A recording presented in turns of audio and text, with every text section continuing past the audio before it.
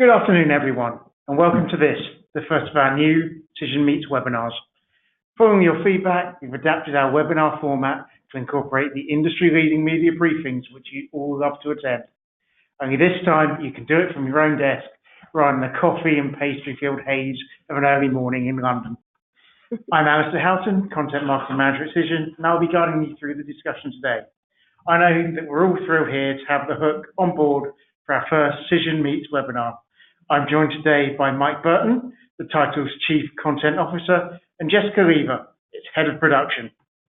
A social publisher with a tongue-in-cheek tone, the Hook is synonymous with viral entertainment, pop culture, and comedy content featuring a host of celebrities.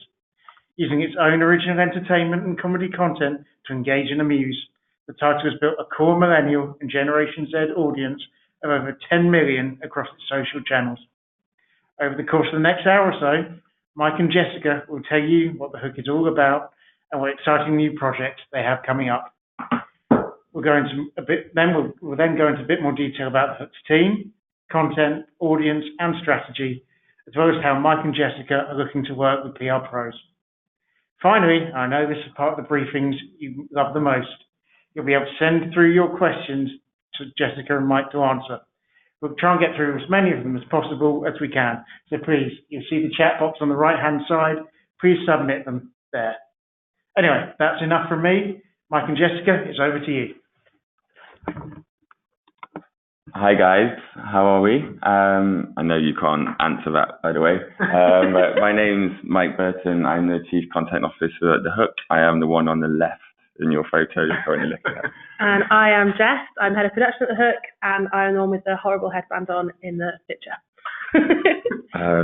So firstly, just to tell you a little about our background. So in 2008, we were formed as Hello You.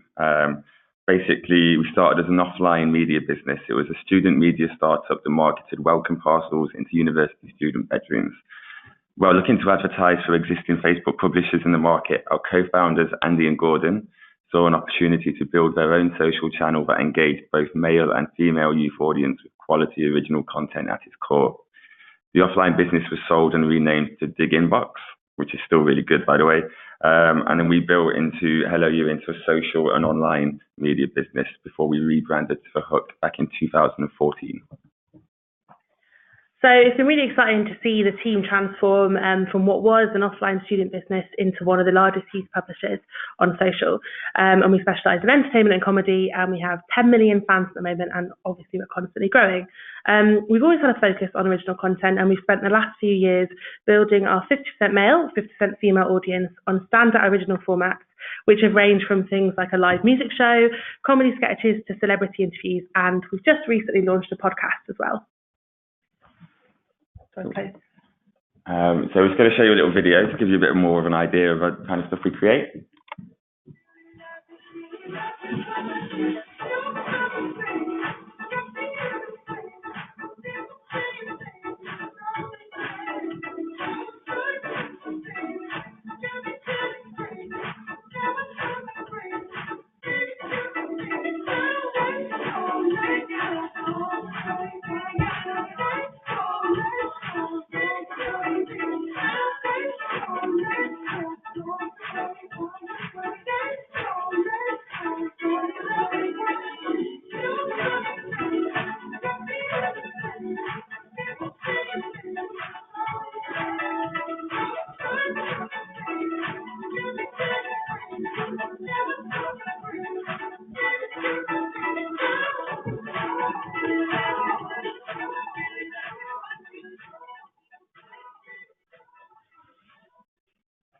So yeah, it's all about the original content for us. By the end of 2017, we'd actually seen a 400% increase in the original content output from the previous year, 2016, with a total of 14.3 million people engaging in our original content last year, and a total of 766 million views across the content that we'd actually created. So I have to apologise because Johnny, our head of comms, loves putting cringy pictures of me across these presentations. So there I am. So everything we do is created in-house, and to date we've developed 15 regular series for social, from our comedy sketches to the celebrity interviews you're seeing here with the likes of Dwayne "The Rock" Johnson, Helen Mirren, Jennifer Lawrence, Chris Pratt and Kevin Hart.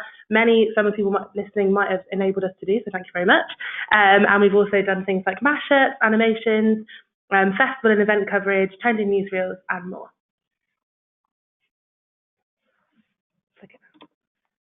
Oh, there we go. And something that we're working on at the moment, we've recently teamed up with comedian and host of I Stand Take Their Neighbour, Jamali Maddox, you can see here, to create our all-new visualised weekly podcast, The Breakdown. Jamali sits down with a guest each week for an unstructured and unscripted conversation about their career. So we've had People Just Do Nothing, we've had Ian Sterling, who's obviously the voice of Love Island. Grace Neutral is coming out tomorrow, so make sure you download it. We've had Scroobius Pip, Reggie Yates, Stuart Lee, and we recently just recorded one with Get as well. I'm just going to show you a little video to showcase that. I've narrowed down what I look like in every race that everybody is. What makes you the guy who's like, no, I'm going to do it? I always had a feeling that I was meant to be doing something. I was a freshman. You was a freshman? You didn't want to be Will Smith? Nah, I would. But it should be Chuck D. Yeah. The whole head is what?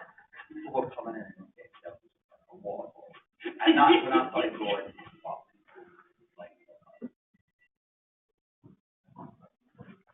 So that's the podcast. Oh. And remember, next episode out tomorrow. It's really good. So on to the Hook Labs. So the Hook Labs is our award-winning social media agency and content studio. We'd originally built a highly engaged audience through making our originals, so it was all about taking the business to the next level, leveraging that skill set further and helping brands achieve similar success. We started creating branded content in early 2016. It was in 2017 that we really kind of started to define our commercial offering by launching the Hook Labs. Again, we're just going to play you a little video now to so you can see some of the branded campaigns that we've been working on.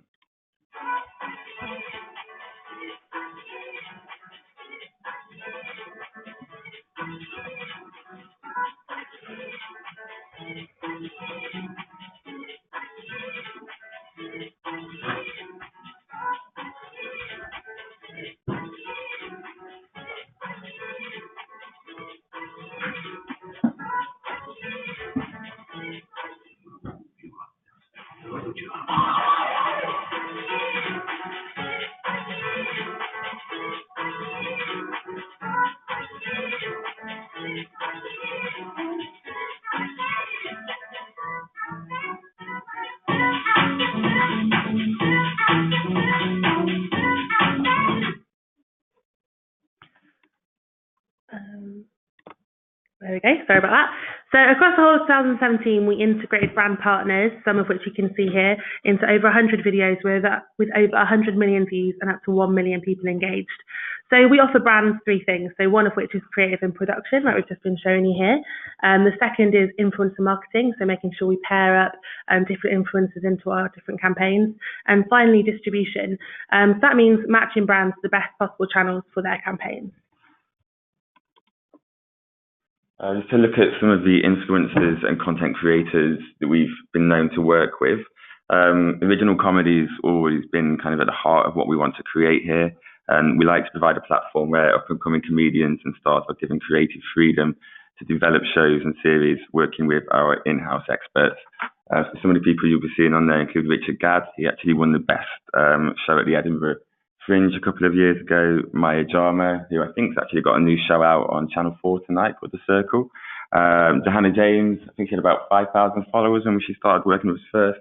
Jade Adams, who's a great comedian, and she's done some great stuff for us. Archie Manners, who does our regular format, which is Archie Asks. Maddie Anhol, Helen Bauer, who was recently nominated for a BBC Comedy Award, Patrick Spicer, and Hugh Joseph. So what's next for us? With over 15 regular short-form series currently in place, and of course our podcast we've just been chatting about, we're now in the process of creating and piloting a number of longer-form series formats. With the advent of Facebook Watch in the UK and the emergence of YouTube Premium and IGTV, we're looking to take our offering to new levels to deliver regular episodes and longer-form content across multiple social platforms. And I think that's it.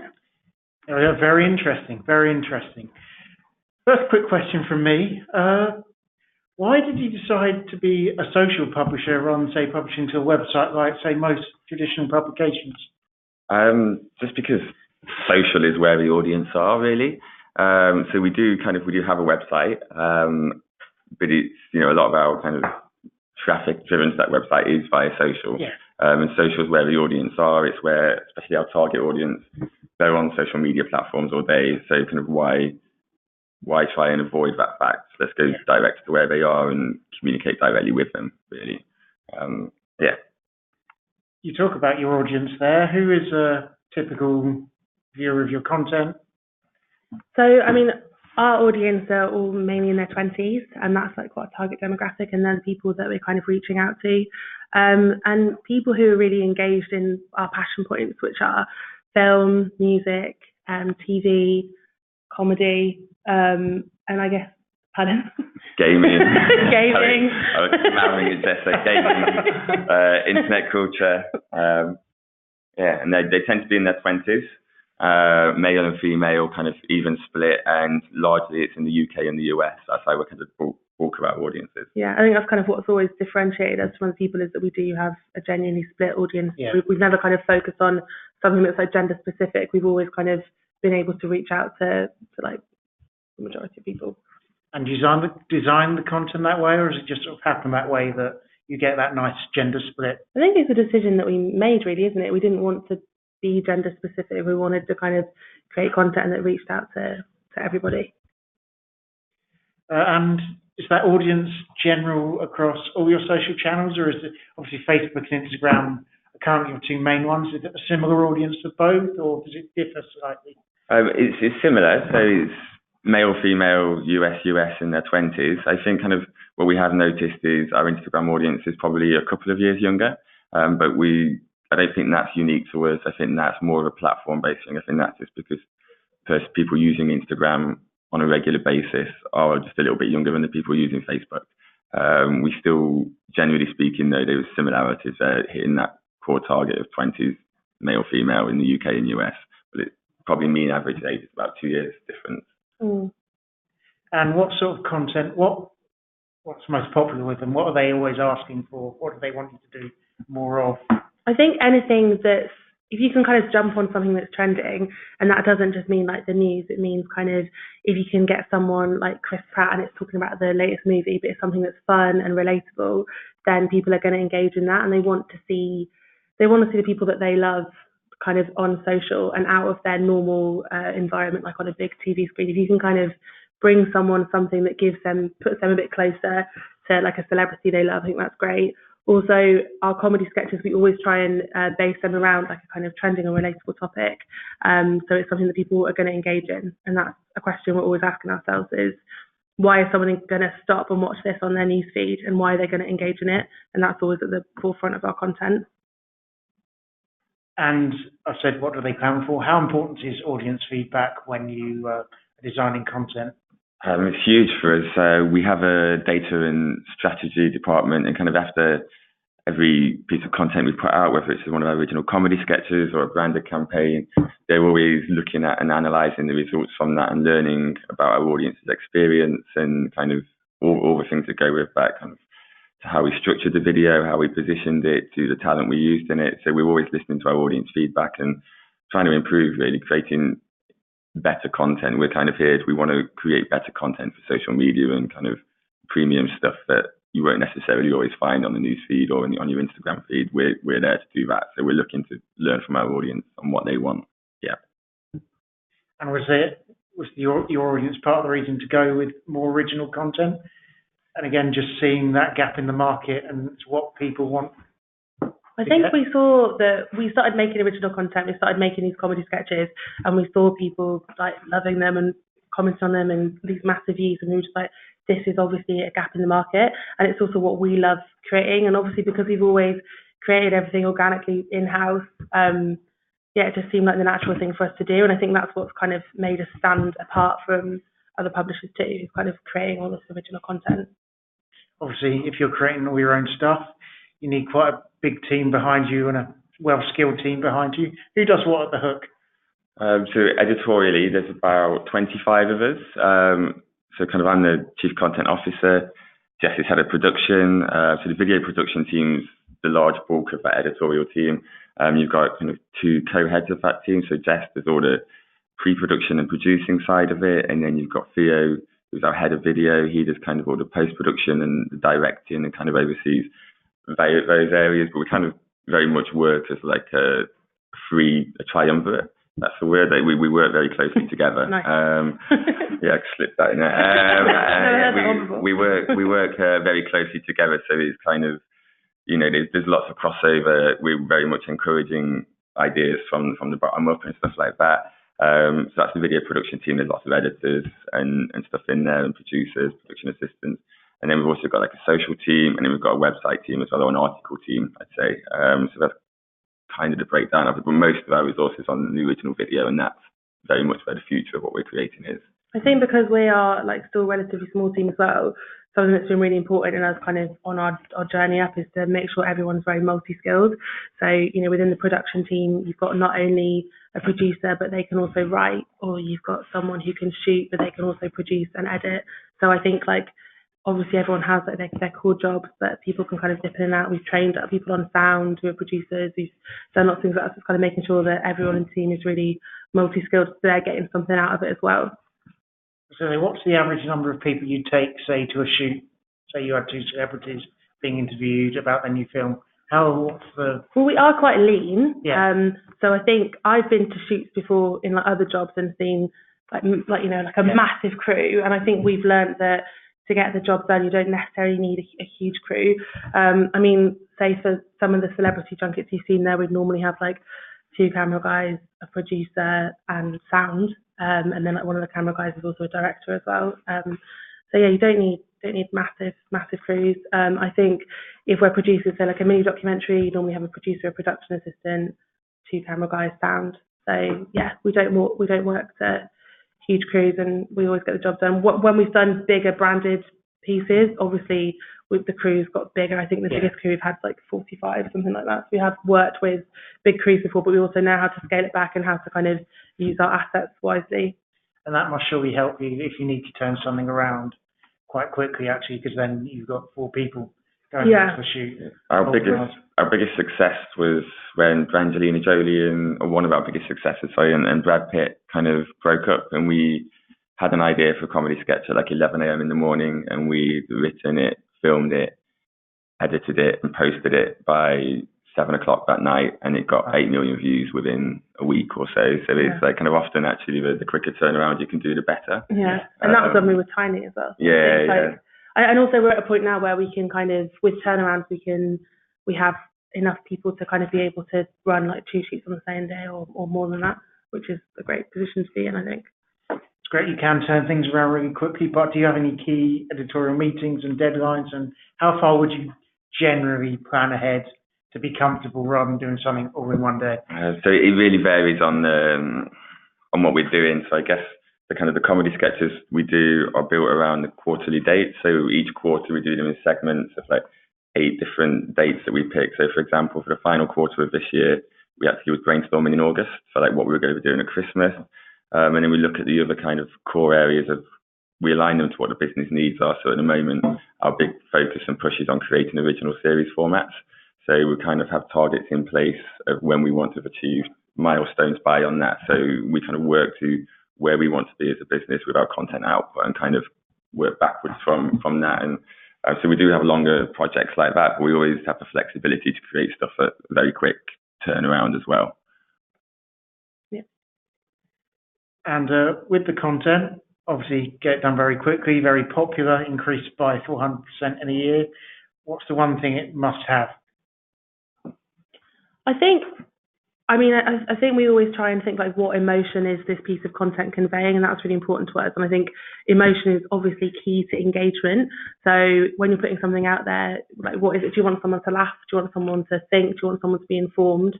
And I think with everything we create, that's kind of always at the forefront from the very start. Like in those like quarterly dates meetings, like when you're making something, when you're writing a treatment, what do you want someone to get out of this? It's not just a kind of pointless piece of like video, it has to always kind of have a meaning behind it. And again, does that reflect the social aspect of it? It's got to be social because you're publishing on social and have that connectivity socially. Well, and I think that's a key point of social, isn't it? You're putting your content out there, and for it to work and succeed, people have to engage with it, and that's kind of what we like to judge success on as well. Is has someone watched this and tagged their friends and said, "Oh, mate, you should watch this. It's really, you will enjoy it." And I think that's kind of why we're doing this. That makes sense. What's the process for actually coming up with the original content, especially the comedy content? So the comedy content is, we do a quarterly brainstorm. We've got like a consultant who we work with, who works over at the BBC as well. And he kind of runs this brainstorm with us every quarter. We spend a whole day where, to be honest, we actually sit around and just watch videos for an hour or so, order some pizza in. And then we have numerous different brainstorm methods, all based around the different dates that we're doing. We use a lot of Post-it notes. There's a lot of Post-it notes. And then after that, we'll kind of get the more senior people, myself, Jess, Theo, and then our consultant, and we start to get those ideas down from 200 to eventually, it's a longer process to the 8 that our audience will see from us. And that's like and then it goes into like a treatment process and a kind of like development process. Then it goes into like a costing process, like how much it's going to cost, makes it going to fit into the budget. And yeah, we just go from there and kind of choose which ones we think are going to work, asking ourselves those questions about what people are going to think when they watch it. And you actually use a lot of comedians that have been either recommended by the BBC or have been involved with the BBC in some way. How do you sort of like build that relationship and know that they want to go to you rather than looking at the big sort of television studios or something like that? And what can sort of they do for you and you do for them? Well, I think what we decided when we kind of decided comedy was like at our core, probably like 2 years ago, we made a real concerted effort to go out and meet lots of people. So whether that was agents, whether that was comedians themselves, and we just kind of put ourselves out on different people's radars and just contacted a lot of people, went for a lot of coffees, and kind of spoke about the opportunities we had. And that was either kind of commissioning people, so saying, you know, if you've got a sketch you want us to make, and kind of getting them to send in their ideas, which we did with various different people, like the people we've shown you before, or kind of really thinking, how could this person work within the stuff that we're creating in-house? Because obviously we have a lot of content. So a lot of our sketches you see, that is using all of these people that are, you know, in BBC sketches and stuff like that as well, because it's a really good platform for them. And I think one thing we've always kind of heard from people is that in the TV process, if you want to get something made, it's obviously such a long process, whereas like we can obviously turn stuff around a lot quicker. And I think that's a big appeal. And also we kind of, I guess in a way, like talent scouted people. So we'll like go to a comedy night, like our upcoming like mini documentary series, which is called Human Guinea Pig. We went to just like a comedy night in Islington, saw this guy called Archie Maddox, who's great, and just kind of contacted him and said, we thought you were amazing, we think you'd be really good for this project. You know, met his agent, worked all of that out, and then went and filmed with him like the next month. So yeah, we're always on the lookout for people who kind of want to make that kind of content, and we've got, I think the line we sort of say to people, what we say when we meet people now is just like, we just want to make really good content. Yeah. So if you want to be a part of that, like we'd love to work with you. Is that similar line to all the influencers you have? Yeah, definitely. As well? Yeah, I mean that's kind of how we've built up that network and kind of building up people's different social platforms, and especially, you know, if it's a joy to work with someone, which it is with the people we work with, then it's always nice to be able to create that content with them. You focus on, obviously, entertainment, popular culture, you say gaming, that sort of area, but is there anything around that you wouldn't actually cover? It's, to be honest, that kind of stuff is quite talent-led, so our core passion points are, you know, TV, film, music, and gaming.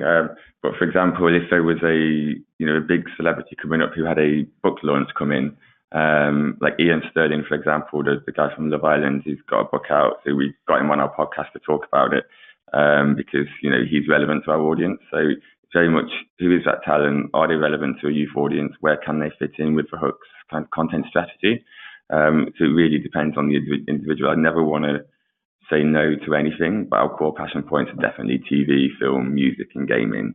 Those kind of areas, that's the talent we'd want to be working with. But if someone outside of those has relevance to our audience, then we're always open to kind of people come in and saying, look, can we do something with you guys? Yeah. We like Jess has been saying, it's all about how good is that content? Is our audience going to connect with that? And if the answer is yes, then we're definitely interested. So again, it's almost, you think of your audience and then see if the influencer will fit or whoever will fit, and then judge it on that rather than being more rigid and specific on we only do this, we only do this. We've always taken everything on a case-by-case basis, and we've done some weird things. We've kind of done we've tried out, we always say we'll try out something once and see how it works and see how it goes down with the audience, and obviously sometimes it works really well, sometimes it doesn't. So it's kind of, when you've got a really big platform, it's always going to be a learning curve, and people's idea of what they enjoy changes too. So it's always worthwhile trying out different things. Obviously, you mentioned the podcast there. What's your sort of vision behind it? Why do you set it up, and what are you hoping it will achieve? We just wanted to communicate with our audience on a different platform, really. I mean, it's great because the great thing about a podcast is you get longer with your audience. So, average episode length is, I think, between 50 minutes and an hour. So whereas traditionally you might get 3 minutes with an audience in the video, now you're getting kind of 50 minutes. And so with Ian Sterling talking about his book, he went into great depth about his thinking behind his book, and it was actually really interesting. And it's kind of, so for the audience, they're getting to know people they really respect and admire in more depth. And for us, we're getting even more great content that we can then redistribute across other platforms. So we can take cuts from that and put it on Facebook, on Instagram, on YouTube, and so we're just getting loads and loads of content out of that, which is all great. But also from the guest perspective, they're getting much more time to talk about whatever project it is that they're passionate about at the moment, and they can really communicate their own thing to our audience as well in a lot more depth, which is, I think it's kind of a win-all for both sides, really. And podcasts are just a great platform to be on. They're growing really quickly amongst people in their 20s, so it just seems a bit of a no-brainer, really, to be honest. It's been interesting as well, kind of obviously working a lot of junkets and doing all that stuff, which is obviously great, but like Mike said, when you have a bit longer with someone and you kind of, Jamali's really, really good at just kind of sitting, how we shoot them is the person just comes in and we don't even say we're rolling or anything. It's just they just sit down and they just start a conversation. And again, that's a really small crew. And I think it just feels like you're watching two people sit in having a coffee. And I think for the audience to get that insight into someone they respect or admire and kind of find out how they started out, which is, I guess, kind of the crux of the podcast, really. But it's just a really nice way of doing it. And why Jamali in particular as the host? So he's touring this show called Vape Lord, and as that, his manager got in touch. It's a great show, by the way. I saw it at Edinburgh this year. You should go and see it. I think he's touring it for the next few months. Mike's been paid commission. Yeah, thank me later, Jamali. But he is part of that he went to a vape convention for us and did a Vox Pop video, and watching what he'd achieved in that one day, when rumored to be hungover, he just felt like someone who we'd love to work more with, to be honest. That one video he did for us, it was he fits very much why we're doing this, is why he goes out and does what he does as well. And he just really represents as well. So he's just a really funny guy, to be honest. He's a really good interview, he's really funny. Yeah. And I think he connects with our audience, which is great. So he basically auditioned and got the part then, pretty much. He definitely didn't audition. No, definitely. He's a man who does his own thing. Yeah. He was promoting his tour, and then we kind of went back and was like, "How about this?" And he was keen. We feel very lucky to have him on board. Yeah, we are very lucky. Yeah. We think he's probably definitely a big name for the future. Yeah. Obviously, you've talked about how you can use your podcast across Facebook, Instagram, YouTube. Does that apply then to all your content as well? How shareable does it need to be across platforms, or is it platform specific often? So we've actually coined this phrase called FISTY, which I know sounds a bit rude. But essentially it stands for Facebook, Instagram Stories, Twitter and YouTube. And, I was saying before that we always kind of think about emotions and how they're going to work. Something we also always think about is FISTY.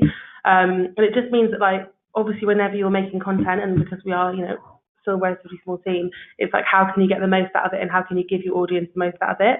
And some things, that we've learned, especially with junkets and things like that, is a cut down of that is going to work really, really well on Facebook rather than the whole interview or the whole the full length interview. Whereas on YouTube, the full length interview is going to work really well. Yeah. And then now with like Instagram stories, how can you adapt that and make something work for Instagram stories? And down how can you adapt that to make that into IGTV? And I think that's what we're kind of always trying to think of. How can we get the best out of our content, and how can we kind of adapt that for the different channels so that we're doing a different offering across all of them?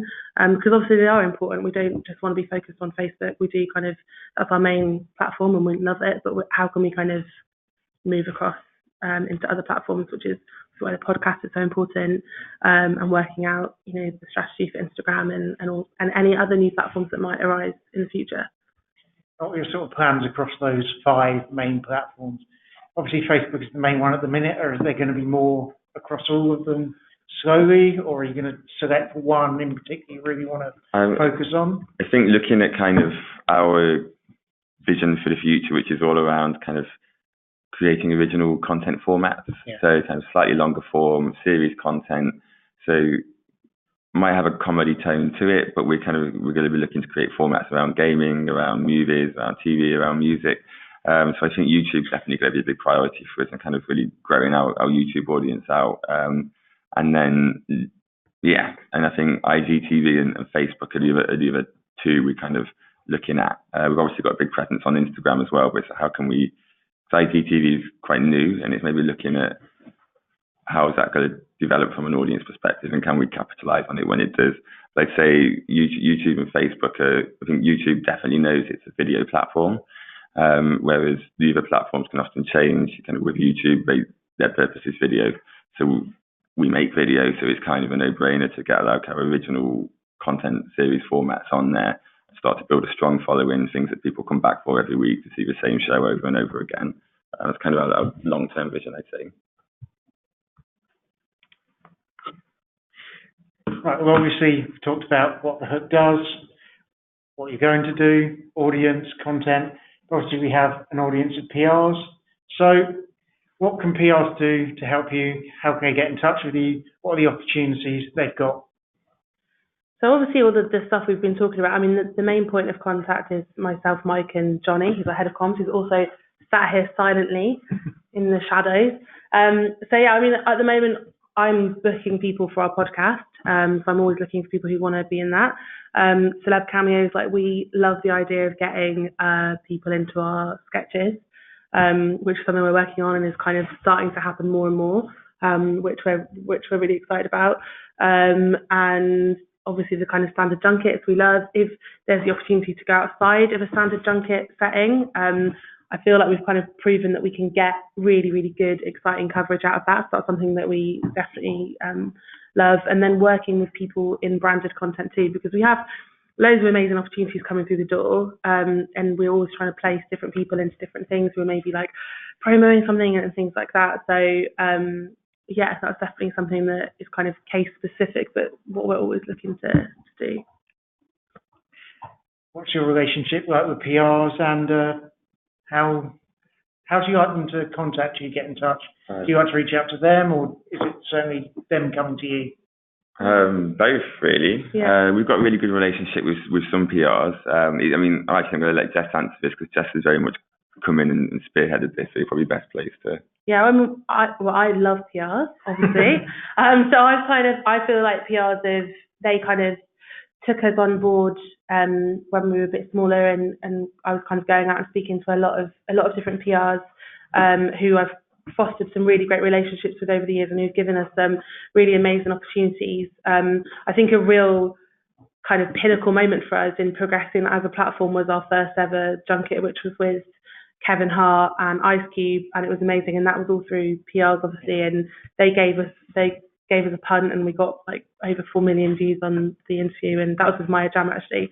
So I mean, I think our relationship's great. I'd love to be able to get out and meet people and tell them more about what we're doing, which is what we did at the start. Obviously, Johnny here has a really wide network of PR contacts too, and so yeah, we're really keen to just kind of see what else we can do. And I think, you know, PR network have amazing like opportunities for publishers. So it's just finding those and figuring out what we can do together to kind of get the best content out there, and, you know, not being afraid to try out stuff which we're not, but also not being afraid to say no if we don't think it's going to work. obviously you said there a lot of your work has come from junkets, but how important to you, I imagine this is more for original content, is exclusivity? I mean, it's something that I know we've often been offered exclusives, but I feel like the platform we're on, it isn't that integral to our content. And I think that I don't know whether that's something that's kind of changed over the years and like with different publishers and PRs, but I know I don't personally feel like exclusives are that important to us. And that's kind of the message that we've always kind of told people. So thank you. Just a reminder, if you want to get your questions in, we'll be having a Q&A towards the end of the session. Chat box at the bottom right there. Just a few more on PR opportunities here. What are your pitching do's and don'ts? I think do understand who we are, who the Hook are, what kind of content we create before you're pitching to us, and do kind of tailor your pitch to us. And send relevant people as well, kind of people who are going to be relevant to the youth and kind of our passion points.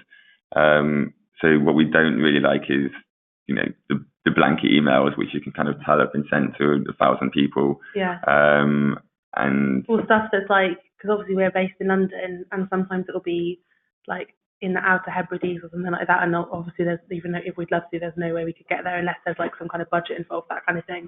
So it's kind of thinking, would they be able to do this? Which is great. We always ask this, but email is best? Yeah. Yeah. Email is best. Take us for a beer.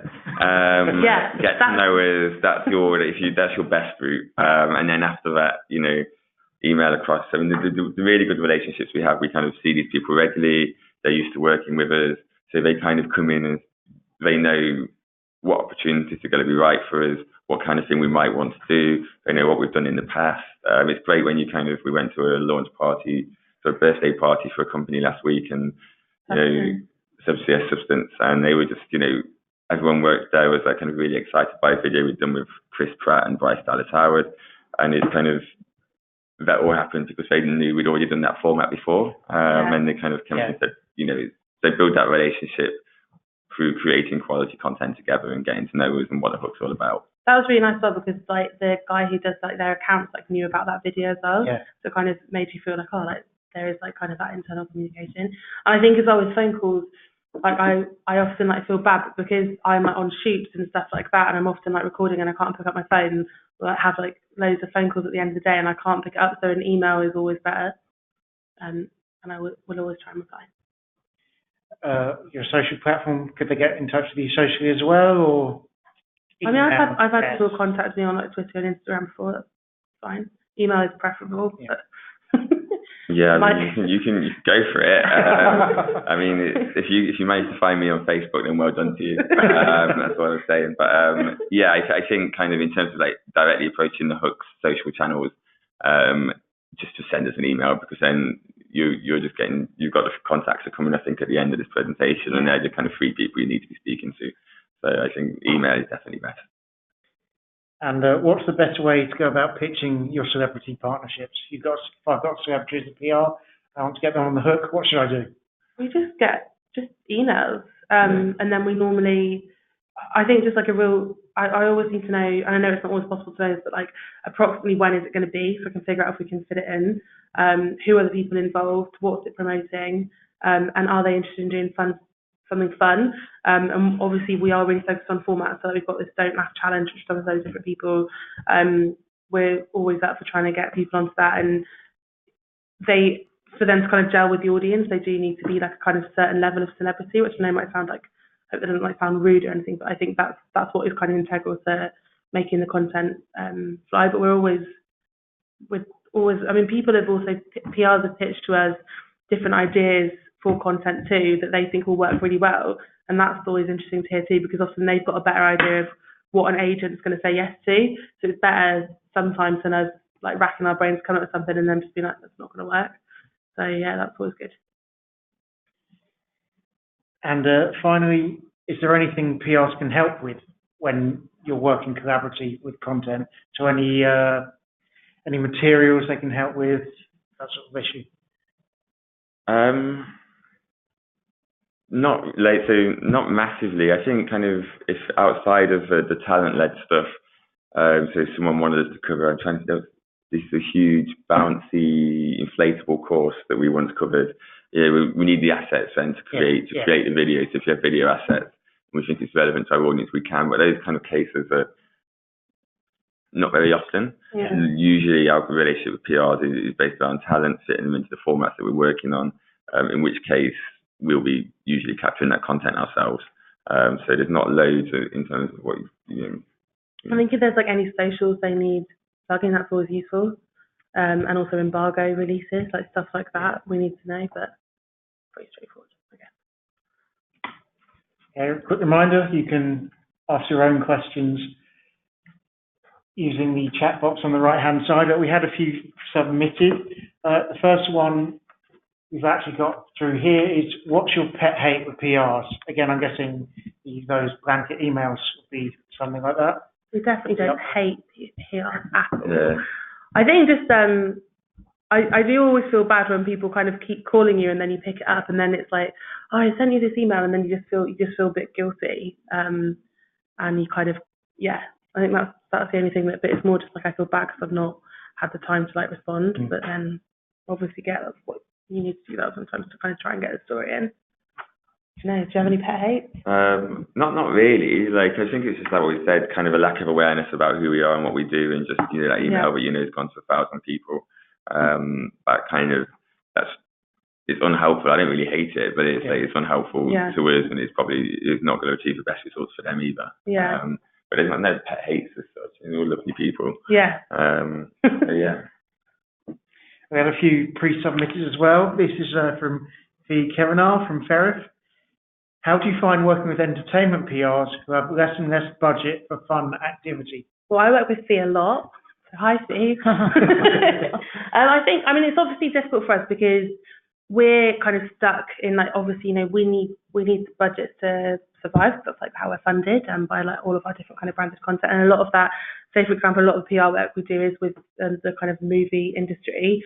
And a lot of our branded content is with the movie industry too. So it's kind of trying to bridge that gap between what is kind of paid for content and what is a PR opportunity. And I think that often obviously would come down to either what that opportunity is or the kind of talent that we're being offered.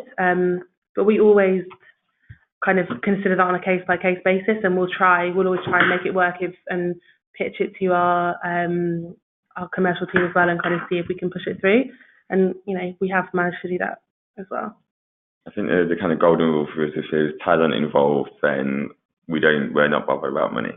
Yeah. I think kind of if we're essentially giving free PR without talent, then that's a different kind of, that's why we have to speak to the commercial team and understand we are a business at the end of the day. But there's also editorial needs, and we want our audience to be entertained. So case by case basis again, really. We got one here from Hemant Kumar from Skyline Marketing. How do you hope to achieve an omni-channel optimization? And I'm guessing that's regarding getting everything right across all of your platforms. Again, the 50. Yeah, basically through 50 TV. We've actually updated it to 50 TV since IGTV launched. But once a project goes into production, looking and before we even, turn the camera on, knowing what the Facebook, Instagram story, Twitter, YouTube, and IGTV content is going to look like, and making sure it's tailored towards how the users of those platforms interact with content within those platforms. Yeah. So that's kind of the overall aim. 50. Don't forget it. And Fran Bridgewater from Drink to Network, we've already covered this a little bit, but how different do you make the story if you're posting across multiple social media sites? I think, again, it just comes down to adapting it. Even if that's something as basic as adapting the dimension of what you're shooting in and editing in, and just considering why people go to a certain platform. Yeah. So why people go to Instagram? What's the purpose of that? Why is someone watching something on YouTube? And kind of figuring out the different user experiences on each of those platforms. We've got a few questions coming here. Please keep sending them in. We've also got a bit of a technical difficulty. We can see this question. I can kind of see this. So what has been your highlights since working at the Hut? Jess, do you want to go while I think of mine? So many to choose from. Yeah. So I think working at the Hook has given me like opportunities beyond what I kind of ever thought I'd do in my career. So I feel like very lucky. I've loved having the opportunity to do, say, some of the like celebrity interviews, like Jennifer Lawrence. Like that was absolutely amazing. And also kind of as a producer working on the podcast, and it sounds like we're plugging it big time. But like seeing that and kind of seeing it all come together, that's basically what I love about my job, is like coming up with an idea and then seeing how it's going to pan out, and then seeing the end result and seeing people enjoy it. And I think with the podcast, which is obviously one of the most recent things we've been working on, that's been really great, and kind of having people wanting to come on it as well. Like someone like Stuart Lee, who I've like admired for such a long time, like actually wanting to come on the podcast and knowing about it was absolutely amazing. So. I think for me it was actually kind of when we started to win awards for what we'd done, and realizing that all the work we'd done as like creators, you do still have elements of self-doubt, and so actually realizing that what we were doing was good and that people were acknowledging us for that. So it wasn't like a specific highlight, but realizing that, you know, kind of we won an award for the best branded campaign, which Jess produced, and was like very much at the forefront of us. So seeing that kind of acknowledgement is good to know that you're doing well somewhere, basically. And again, just going back to the podcast, you've already had a very diverse range of guests, actually. Do you think you'll continue to be that diverse as it expands and grows? I think so. I mean, I think so basically the way we've done it is we've got like a hit list of people. We've worked with Jamali on like a hit list of people that he really wants to interview. I think that's really key to it, is because it is such a kind of a chilled out conversation. It has to be someone that he really like wants to meet and is interested in. I think like everyone we've had on so far and everyone we've got coming up, he's really genuinely excited about meeting. So yeah, I hope so. Very cheeky of me to ask, but can you name anyone who might be on that hit list, or can it not be revealed? Yeah, Louis Theroux. Right. Louis Theroux, Gordon Ramsay, any of the Spice Girls, Adele, Michelle Obama, Barack Obama. Honestly, I wish we had the list of us now, to be honest. There's loads on the hit. Anyone, we're looking for household names that are going to connect with the youth, and Jamali is going to be able to kind of really have a good chat with. That's the general vibe of it. We've got one through here from one of our listeners.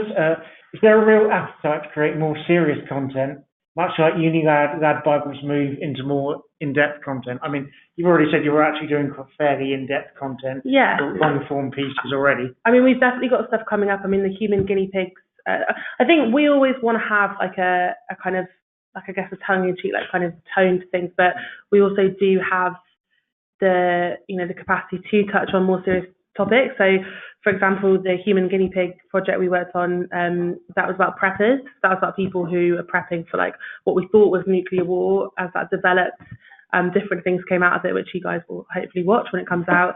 And that was definitely a lot more serious than other stuff we previously covered.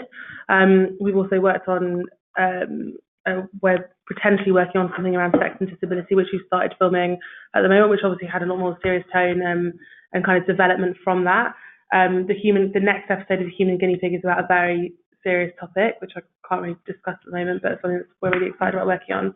And also some of the opportunities we get through branded campaigns too have seen us look into kind of more in-depth topics. So, I mean, for example, we just did like a reflective piece with Mushi Ashkara from Educating Yorkshire for Curry's PC World, which was all about like headphones. It was kind of looking into his speech impediment and how the headphones have like helped him, and that was more like a kind of mini documentary style. So I mean, it's definitely something I'm really passionate about, and I know Mike is as well, and it's something that we really want to work towards doing more of. But I think we always want to make sure it's got that kind of hook tone to it as well, which is integral to what we do, I guess. So you're open to it, but again, a lot of the content will be tongue-in-cheek, but there'll still be more serious stuff. Yeah, I mean, the human guinea pig is presented by a comedian, but it's a very serious topic, and it comes across in a serious way. It's and even the sex disability just refers to Josh Robertson, who's kind of hosting that for us. He's a kind of a comedian as well, but it's a very serious topic that we're covering there.